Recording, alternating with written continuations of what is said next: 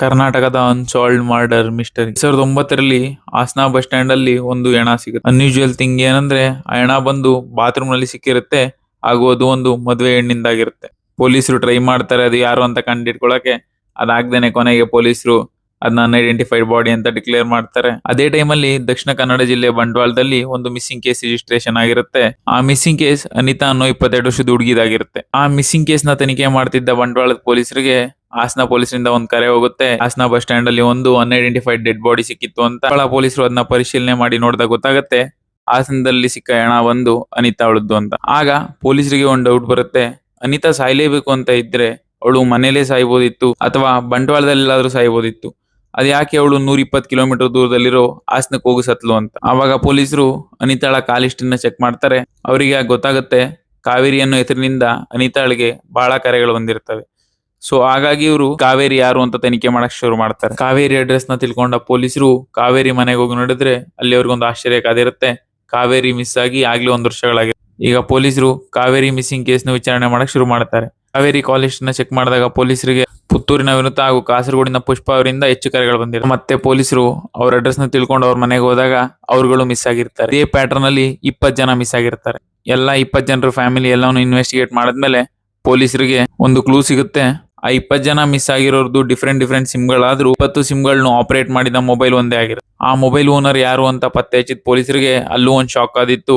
ಆ mobile owner ಬಂದು ಒಬ್ಬ 60 ವರ್ಷದ ಹಣ್ಣು ಮುದುಕ.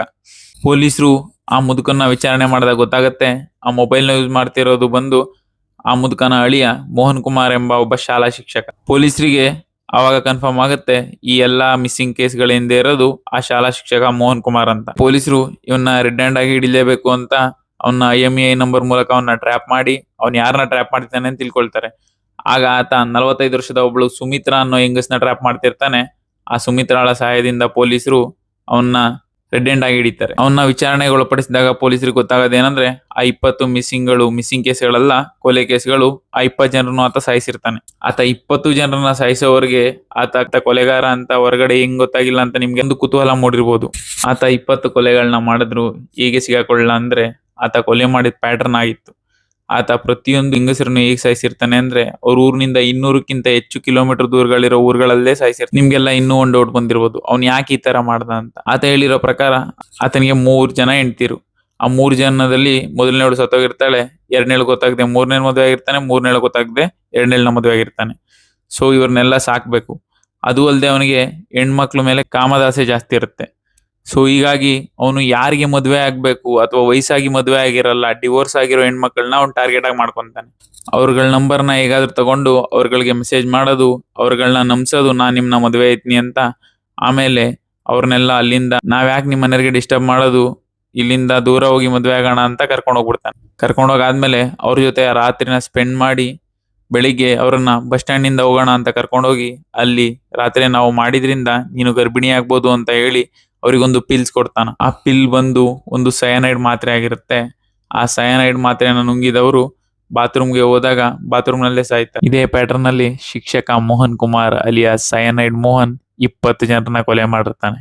ಇಲ್ಲಿ ನಾವು ತಿಳ್ಕೊಬೇಕಾಗಿರೋದು ಏನಂದ್ರೆ ನಮ್ಮ ಇನ್ಸೆಕ್ಯೂರಿಟೀಸ್. ಅಲ್ಲಿ ಆ ಹೆಣ್ಮಕ್ಳಿಗೆ ಮದುವೆ ಆಗ್ಬೇಕು ಅನ್ನೋ ಆತುರತೆನೋ ಮದುವೆಗೆ ಯಾರು ಸಿಕ್ತಿಲ್ಲ ಅನ್ನೋ ಇನ್ಸೆಕ್ಯೂರಿಟೀಸ್ ನ ಉಪಯೋಗಿಸ್ಕೊಂಡು ಸಯನೈಡ್ ಮೋಹನ್ ಹೆಣ್ಮಕ್ಳನ್ನ ಈ ರೀತಿ ಮೋಸ ಮಾಡಿರ್ತಾನೆ ಹಾಗೂ ಕೊನೆಗೆ ಅವ್ರ ಜೀವನೇ ತೆಗ್ದಿರ್ತಾನೆ. ಇಲ್ಲಿ ನೋಡ್ತಿರೋ ಯಾವ್ದೇ ಹೆಣ್ಮಕ್ಳು ಪೇರೆಂಟ್ಸ್ ಆಗ್ಲಿ ಹೆಣ್ಮಕ್ಳಾಗ್ಲಿ ಯಾವಾಗ್ಲೂ ತಮ್ಮ ಬುದ್ಧಿನ ತಮ್ಮ ಕೈಲಿಟ್ಕೊಂಡು ಯೋಚನೆ ಮಾಡೇ ನಿರ್ಧಾರ ತಗೋಬೇಕು. ಯಾರ್ಯಾರನ್ನು ಆನ್ಲೈನ್ ನಲ್ಲಿ ಸಿಕ್ಕೋರ್ನ ನಂಬಿ ಈ ರೀತಿ ಮೋಸ ಹೋಗ್ಬಾರ್ದು ಅನ್ನೋದೇ ನನ್ನ ಉದ್ದೇಶ. ನೆಕ್ಸ್ಟ್ ವಿಡಿಯೋಲಿ ಸಿಗ್ತೀನಿ. ಅಲ್ಲಿವರೆಗೂ ವಿಡಿಯೋ ಮುಗಿಸೋಕು ಮುಂಚೆ ನಿಮ್ಗೊಂದು ರಿಕ್ವೆಸ್ಟ್ ಮಾಡ್ಕೊಂತೀನಿ. ನೀವು ಮಾಡೋ ಒಂದು ಸಬ್ಸ್ಕ್ರೈಬ್, ಅದು ಜಸ್ಟ್ ಸಬ್ಸ್ಕ್ರೈಬ್ ನಿಮಗೆ ಆದ್ರೆ ಅದು ನನಗೆ ಒಂದು ಸಬ್ಸ್ಕ್ರಿಪ್ಷನ್ ಅಲ್ಲ, ನನಗೆ ಮೋಟಿವೇಶನ್ ಮುಂದಿನ ವಿಡಿಯೋ ಮಾಡೋಕೆ. ನನ್ನ ವಿಡಿಯೋದಲ್ಲಿ ಯಾವುದೇ ತಪ್ಪುಗಳಿದ್ರು ನೀವು ಕಮೆಂಟ್ ನಲ್ಲಿ ತಿಳಿಸಿ, ಅದನ್ನ ನಾನು ತಿದ್ಕೊಳ್ತೀನಿ. ಮುಂದಿನ ವಿಡಿಯೋದಲ್ಲಿ ಸಿಗೋಣ.